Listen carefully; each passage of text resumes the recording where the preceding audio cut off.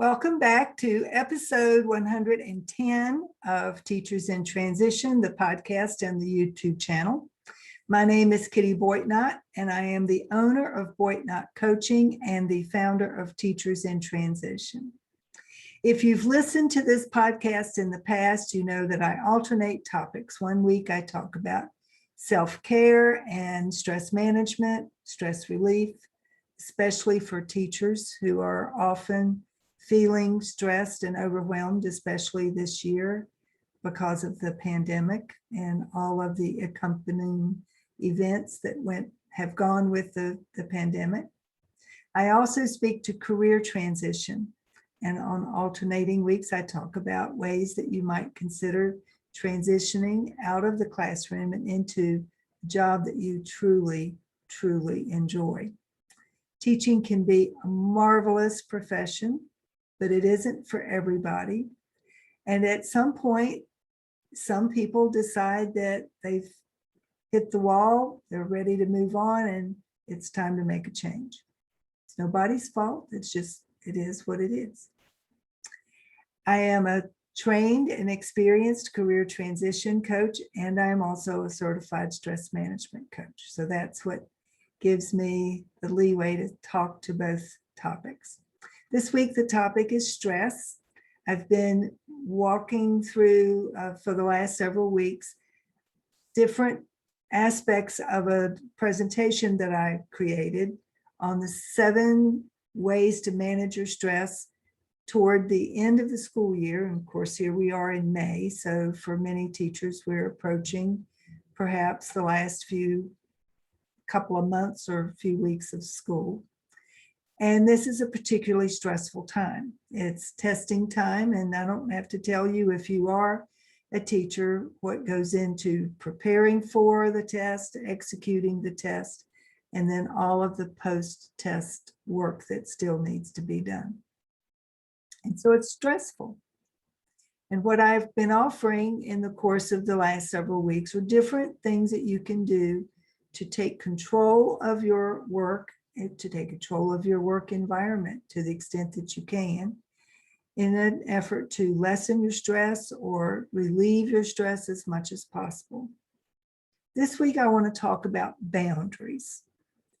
And this is an important topic, I think, for a lot of teachers, because as helpers, and most of the teachers that I know are helpers, I identify as a helper myself, we tend to let other people push boundaries with us.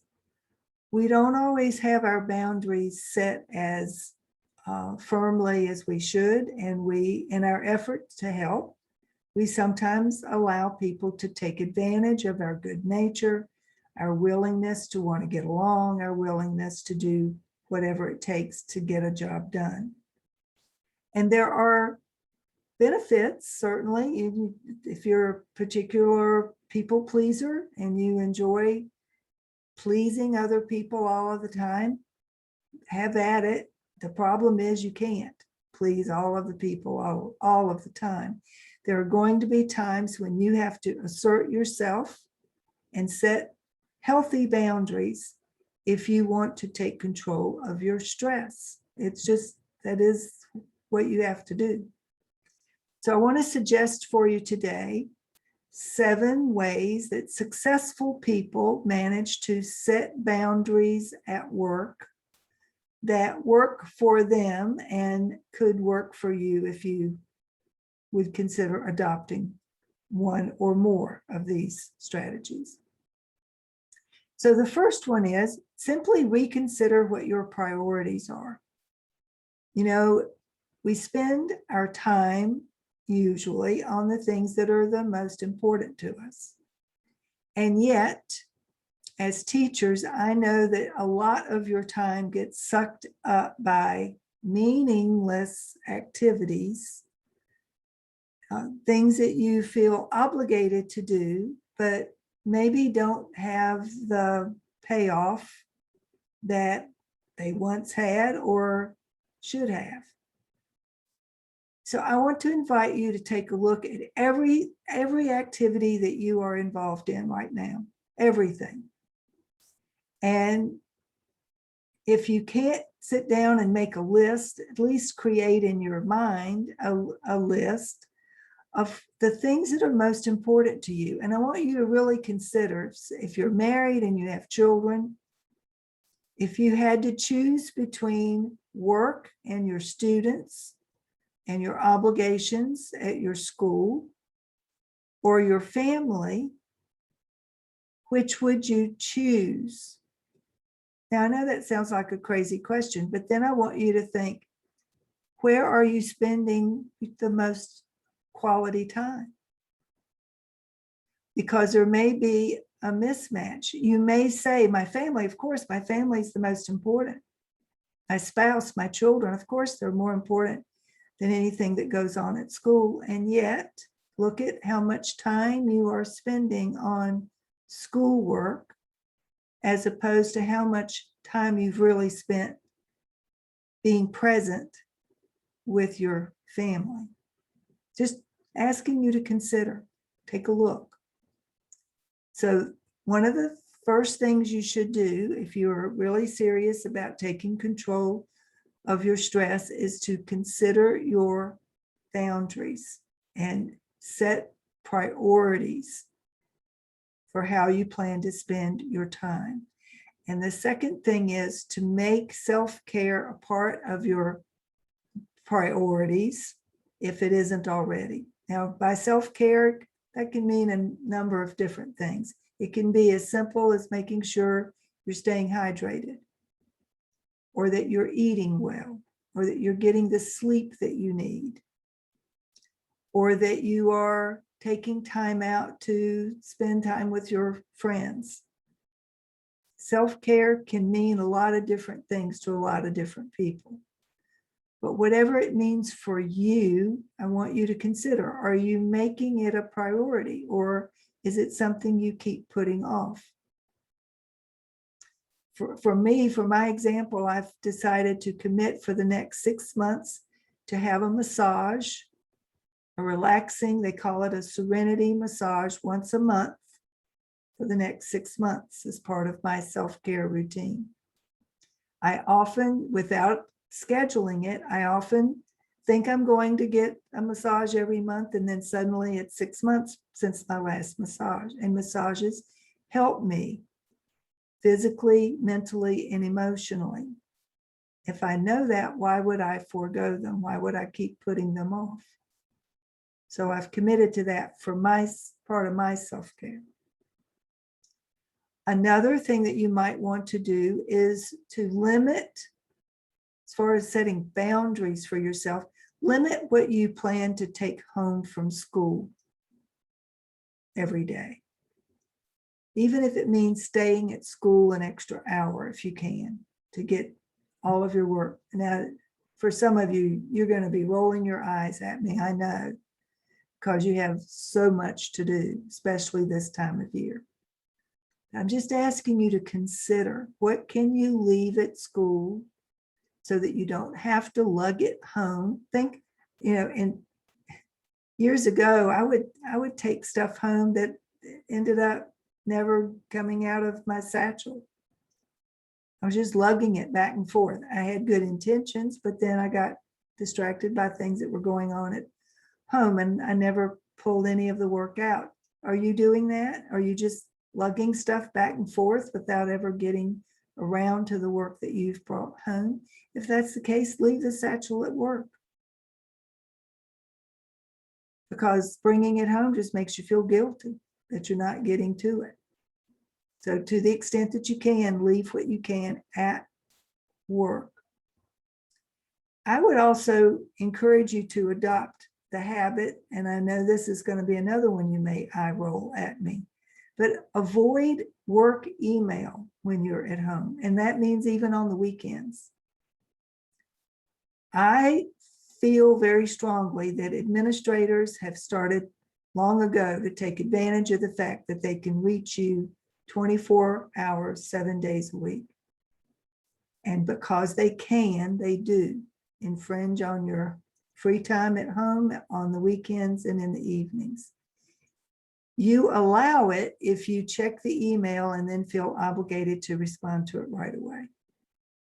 So if you can consider the possibility of not checking your work email on the weekends and in the evenings, that will help you to set stronger boundaries around the difference between being at work and being at home. Another thing about setting boundaries is that, your time is precious. We all get the same 24 hours a day, the same 7 days a week. We each get to choose how we spend that time. So I want you to consider that if you are so busy that you don't have any time for yourself, your personal time, then schedule some personal time. Even if it's just 15 minutes a day.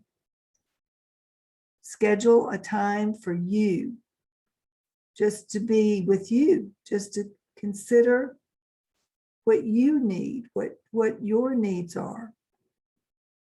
You may need to schedule your vacations. Vacations are often things that we keep thinking we're going to take and then we never do. If you don't schedule it, it probably won't happen. And then finally, if you really want to set healthy boundaries around work versus home, and this is even true in your personal life, learn how to say no. It's hard to do, especially if you haven't practiced it. It's like a muscle that's gone completely atrophied, especially if you're a people pleaser, especially if you over volunteer, especially if you are a true blue helper.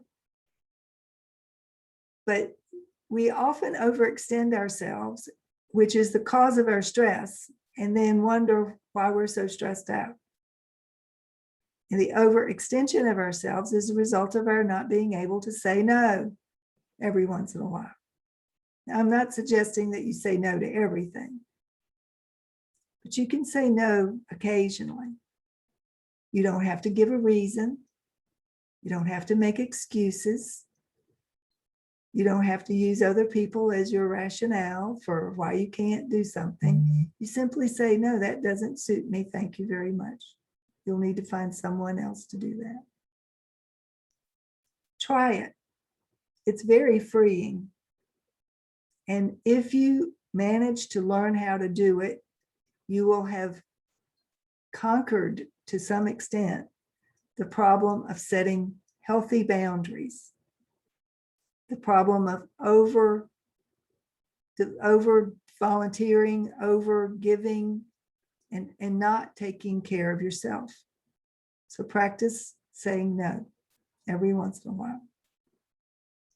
Those are 7 ways that successful people have set boundaries for themselves at work that work for them. And I want to suggest to you to consider that one or more of these strategies might work for you as well. Reconsider your priorities.